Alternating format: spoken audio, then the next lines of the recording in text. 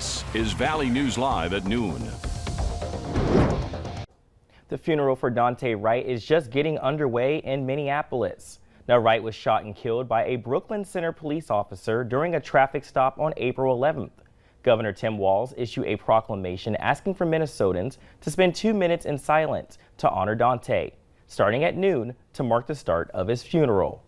Now, this is a live look where the service is being held at Shiloh Temple International Ministries in Minneapolis.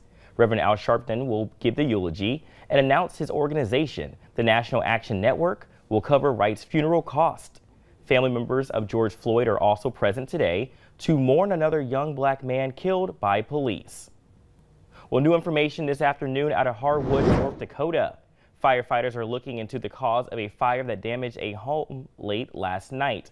The call came in just before 11 about a garage on fire near a home on Lynn Circle, which is just north of the Harwood Elementary School. Now, the fire spread to the home, and the house has significant damage. You can see it right here in the picture. Officials say a vehicle was also damaged, and you can see the yard and a tree were also burned. Everyone was able to make it out safely, and firefighters are now looking into how it started. Well, we are finally receiving the warmth that we have been asking for, and on a perfect day because it's Earth Day. Let's check in with meteorologist Lisa Green. Good morning. Yes, a beautiful day out there today. We're looking at conditions that are nice and sunny, but it is a little bit breezy out there for us, and concerns about there being some fire threats here for us this afternoon. A red flag warning just took effect at the top of the hour here in eastern North Dakota. Our viewers along the Red River and beyond a little bit into Minnesota, and now our southeastern or northeastern rather, South Dakota counties have been included in there too. So here's a look at our temperatures. We're already up to the 60s in the metros. We're at 60 in Fargo, 61 in Grand Forks, at 63 in Hallock this afternoon. Here's a look at those winds. We are gusting to 28 in Fargo, a gust to 30 in Langdon here this afternoon. That wind on average out of the southwest here today. Here's a look at your conditions here as we head into the afternoon. We're looking at some clear skies right now. And as we head into the day today, we'll add up those temperatures. More of us getting into the 60s on your Earth Day with those winds that are going to be into the teens to 20s and some gusts to 30 miles per hour. So breezy, but beautiful. And that will be changing tonight, so it doesn't last. Details coming up. We'll definitely stay tuned with you since that ban just started as of a few minutes ago. So we'll find out more from what people should expect during this time. Thanks, Lisa. Where North Dakota Governor Doug Burgum vetoed the controversial anti-mask mandate bill, the topic attracted a lot of attention, including a rally on the state capitol steps. It would have prohibited the governor or state health officer from issuing a mask mandate. Burgum says state law assigns him the responsibility to minimize or avert the adverse effects of a disaster or emergency. Plus, the state health officer is responsible for issuing orders to prevent the spread of communicable disease. Now, the governor is also vetoing a transgender sports bill, which would have banned anyone under 18 from playing on a gendered sports team that doesn't match their birth certificate. The governor says North Dakota has a level playing field and fairness in girls' sports, and says there's no evidence to suggest it's in danger. Burgum could see his veto challenged by lawmakers. The bill passed the House with enough votes to override a veto. Planned Parenthood is holding a rally today that is called a Rally for Academic Freedom. It starts at 3:30 on the south side of the NDSU Student Union. Faculty members and a student plan to speak. State lawmakers are considering a bill that prevents the NDSU from funneling federal grant money to Planned Parenthood for state education in the state. Sex education in the state, that is. Now, if passed, it could mean a $2.8 million blow to the school. NDSU President Dean Brashani has said he won't bow to political pressure. Well, mobile units are hitting the road this week to provide COVID-19 vaccinations to communities throughout Minnesota.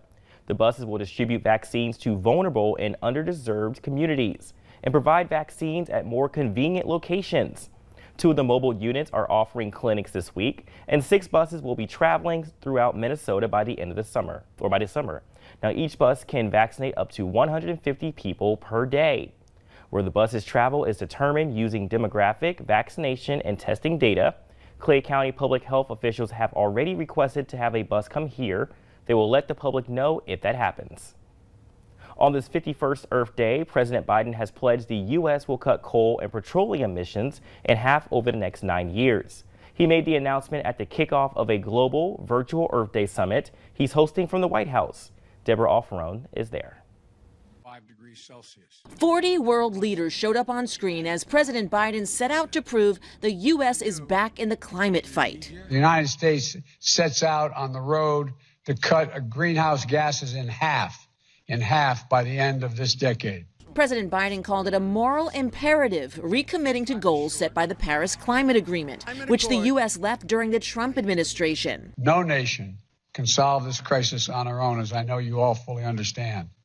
All of us, and particularly those of us who represent the world's largest economies, we have to step up. The White House says this can happen in part by eliminating all carbon emissions from the country's generation of electricity by 2035 and by cutting energy costs with new investments in energy-efficient upgrades to buildings. President Biden will need Congress to pass his $2 trillion infrastructure plan in order to launch some of these changes, and right now it has no Republican lawmaker support. They're offering up their own infrastructure plan today. China's President Xi Jinping followed President Biden at the summit. His country is the world's biggest emissions culprit. Despite a frosty relationship in recent months, China and the U.S. both signed an agreement this week, vowing to work together on climate change. To protect the environment is to protect productivity, and to improve the environment is to boost productivity. Russia's President Vladimir Putin, India's Prime Minister Narendra Modi, Germany's Chancellor Angela Merkel, and British Prime Minister Boris Johnson also spoke. Prior to the conference, Japan announced it's upping its goal to cut greenhouse gas emissions from 26 to 46% by 2030. Deborah Alfarone, CBS News, the White House. The summit continues tomorrow. The entire thing is being live streamed by the White House and U.S. State Department. If you see a piece of trash on the ground, pick it up. If you have an empty water bottle, recycle it. These are tips from the Fargo Recycling Center as we celebrate Earth Day. The 24 blue bins are spread across Fargo to recycle your used newspapers, cardboard, and plastic bottles.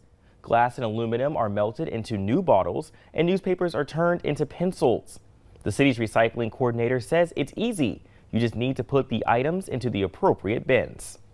Sometimes there's a recycling bin right next to the garbage bin. So I think it's just raising awareness, and, people just, I don't think, look all the time, just odd garbage, quick throw it away. Unless recycling is like in the front of your mind, it's a lot of times that stuff just goes into the garbage. So when recycling at your house, make sure to leave space between the recycling bin and garage can to give the truck arm room to grab it.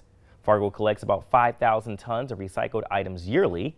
This compared to 1,200 collected back in 2017. The Bison are in the FCS playoffs this weekend. Be sure to tune in for the Farmers Union Insurance Bison football pregame show on Saturday. Our pregame coverage starts at 1:30 in the afternoon, and the Bison will take on Eastern Washington at 2:30. Since it's a playoff game, it will be broadcasted on ESPN3. Well, coming up at noon, a growing movement to reduce food waste by making new products out of things that would usually be tossed in the trash. And we get that warm front today, but how long will it last? Meteorologist Lisa Green has the answer to that question up next.